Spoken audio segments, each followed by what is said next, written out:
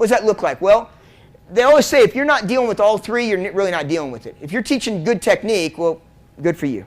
But until you're reaching mind, body, and spirit, then we're not doing a very good job, I don't think. So one of the things we do is we have fire teams. In my room, we have 8 coaches. I'm trying to hire a 9th one right now this week, and I'll just keep hiring them. If they'll let me divide my salary and do things like that, then I just want more people. So what we do is we have, these are the weight classes, and I have 3 mats in my room. So we have a head coach here, we have a head coach here, and head coach. And then these coaches just turn in a lineup, and then that's how we get our lineup. Okay? And then if the stuff hits the fan, then it's my job all of a sudden. Okay? But until that time, there's 3 other guys that's in charge of that.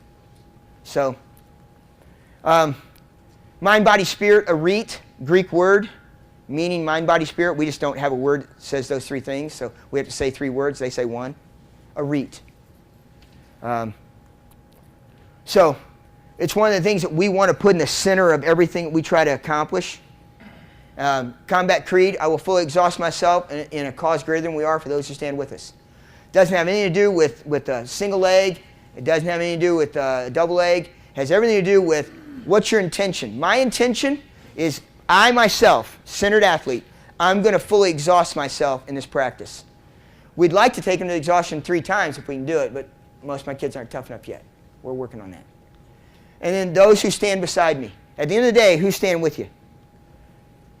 How many of you guys got married with somebody that you wrestled with standing up with you? When you got married, you stood there with a few wrestlers. Anybody? Really? That's an unusual room. Okay.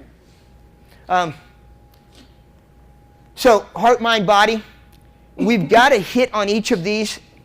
And so one of the things we want to do is we want to inspire the mind, train the body, feed the soul. That's what you guys are doing right now. You're training the mind, you're feeding the soul.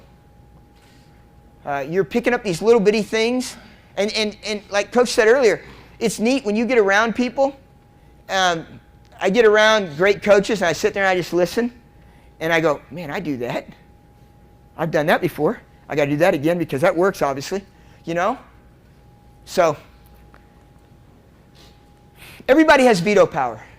Your parents have veto power. If they say no, then it's no. If your kid says, I'm not doing that. If they really say they're not doing it and they're strong-willed, then they're not doing it probably. And then we always tell them too, if a coach says no, it's no. The only way you get to wrestle is when everybody says yes. But you got to get everybody saying yes. And if you're going to do that, you've got to build a program that, you know, you guys in this room, the number one thing I heard from the back of the room about officials is what makes you mad is when they don't listen to you. Okay, now take a moment and then sit in that parent seat and see if that might not work on us too as coaches. Okay? So, or the athlete that comes to you with a legitimate problem. So, and it's legitimate in their mind. You got to put that in context, right? 14 years old. Okay? So, so work, rest, recovery, nutrition, train. Can you overtrain? You cannot overtrain. You can overwork. I would argue that you cannot overtrain. Because this is what training is.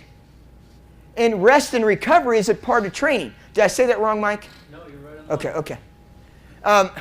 Nutrition-wise, training, you cannot overtrain.